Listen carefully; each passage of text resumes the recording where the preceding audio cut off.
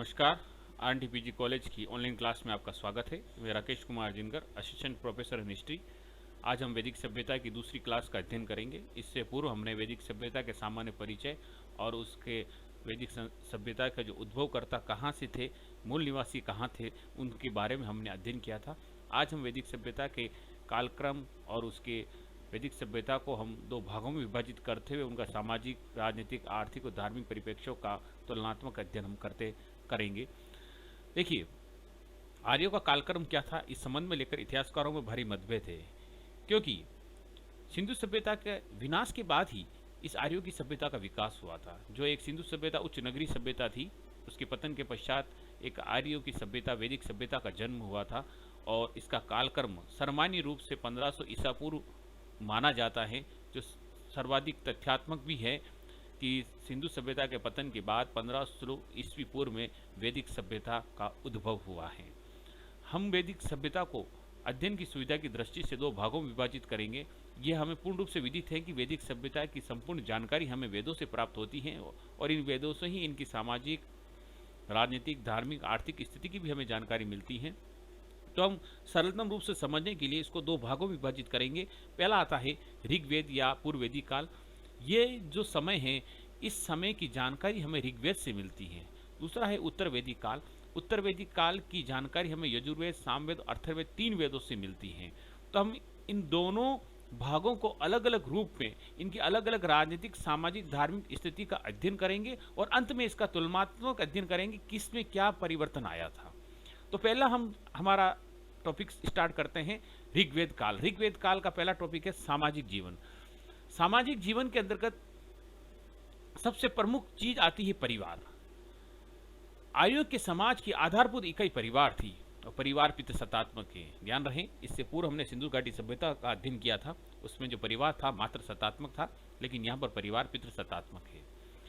परिवार का जो मुखिया होता था वह संपूर्ण परिवार पर अधिकारी होता था, यानी परिवार का जो मुखिया होता था उसका संपूर्ण परिवार पर अधिकार होता था और सभी उसके सदस्य जो होते थे परिवार के, वह उस मुखिया की आज्ञा का पालन करते थे।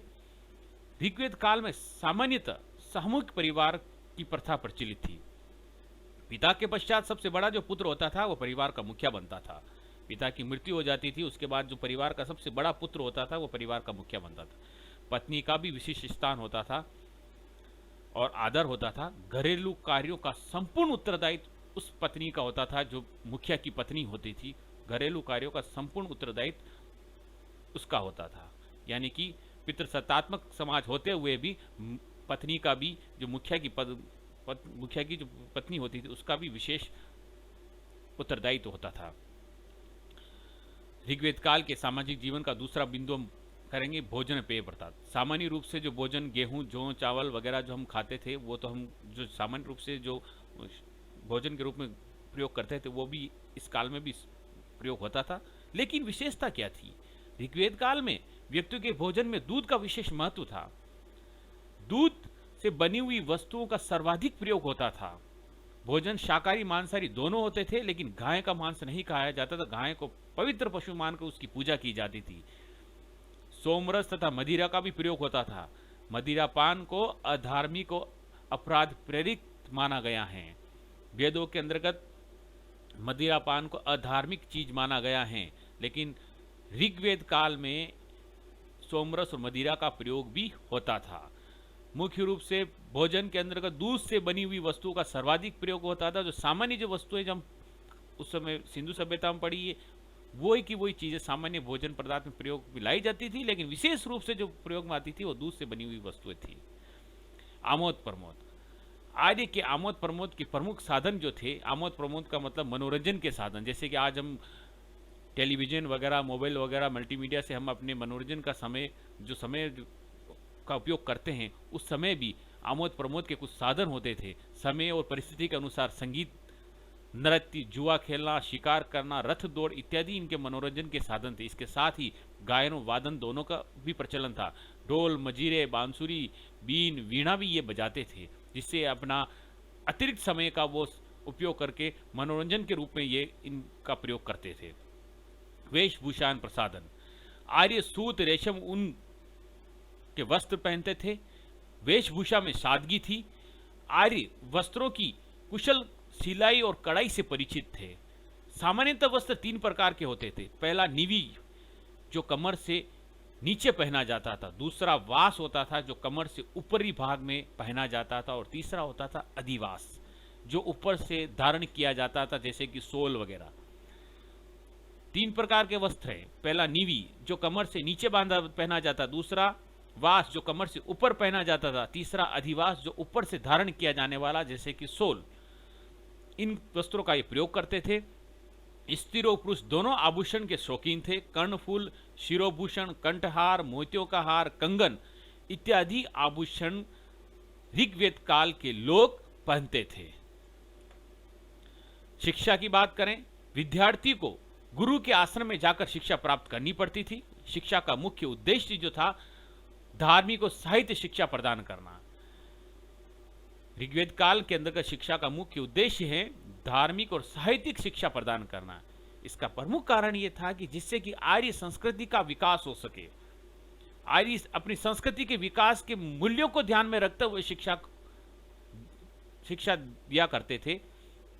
और ये शिक्षा गुरु के आश्रम में जाकर प्राप्त करनी पड़ती थी। नेक्स्ट बिंदु बात करें सामाजिक जीवन का, वर्ण व्यवस्था। देखिए, वर्ण व्यवस्था का प्रचलन ऋग्वेद काल से हुआ था। ऋग्वेद काल के 10वें मंडल में पुरुष सूक्त में 4 वर्णों का पहली बार वर्णन किया गया है, जिसके अंतर्गत कहा गया है कि एक आदिम पुरुष से 4 वर्णों की उत्पत्ति हुई है। और ऋग्वेद काल में भी वर्ण व्यवस्था प्रचलित थी। लेकिन मैं आपको एक चीज बता दूं कि इस काल में वर्ण व्यवस्था कर्म पर आधारित थी, जन्म पर आधारित नहीं थी। जो व्यक्ति जैसा कर्म करेगा उस वर्ण का कहलाता था। यानी कि यहां पर वर्ण व्यवस्था में सरलता थी, जटिलता नहीं थी। जो व्यक्ति जिस वर्ण का काम करेगा उस वर्ण का कहलाएगा। आप अगर उसमें काम कर रहे हो, आपको वो व्यवसाय पसंद नहीं आता है, तो आप परिवर्तन कर सकते थे। यहां पर वर्ण व्यवस्था में सरलता थी। विवाह एवं स्त्रियों की दशा। ऋग्वेद काल में बाल विवाह का प्रचलन नहीं था। विवाह एक पवित्र धार्मिक कार्य समझा जाता था। विवाह के बिना जीवन अपूर्ण माना जाता था। बहु विवाह की प्रथा प्रचलित थी। जो धनी लोग होते थे एक से अधिक विवाह करते थे। सती प्रथा का तत्कालीन समय में कोई प्रमाण नहीं मिलता है। विधवा विवाह का भी इस काल में प्रचलन था। ध्यान रहे, बाल विवाह नहीं होता था। यहां पर सती प्रथा का प्रचलन नहीं था। विवाह एक पवित्र बंधन माना जाता था, जिसका जीवन में होना अति आवश्यक था। बहु विवाह और विधवा विवाह का प्रचलन था। हम अब स्त्रियों की दशा की बात करते हैं। ऋग्वेद काल भारतीय नारी के आदर्श गौरव का युग था। इस युग में स्त्रियों के प्रति आदर, सत्कार और सम्मान भाव दिखाई देते हैं। पत्नी की यज्ञ में अनिवार्य उपस्थिति थी। स्त्रियों की शिक्षा का भी पर्याप्त ध्यान रखा जाता था। शायद इसी कारण अपाला, विश्वारा, गोशा, लोपामुद्रा प्रमुख विदुषी स्त्रियां, विदुषी स्त्रियां का मतलब प्रमुख विद्वान स्त्रियां थी। पिता के बाद संपत्ति का अधिकार पुत्र का होता था, लेकिन पुत्र नहीं होने पर उस संपत्ति के उत्तराधिकारी पुत्री को बनाया जाता था। यानी कि इस समय नारियों की स्थिति एक आदर्श गौरवपूर्ण स्थिति थी, जैसी स्थिति भारतीय इतिहास में कम देखने को मिलती थी। इस प्रकार आज हमने ऋग्वेद कालीन सभ्यता का पहला अध्याय सामाजिक व्यवस्था का अध्ययन किया है। आगे की कड़ी में ऋग्वेद काल की राजनीतिक, आर्थिक और धार्मिक परिप्रेक्ष्य का अध्ययन हम अपनी अगली क्लास में करेंगे। तब तक के लिए जय हिंद,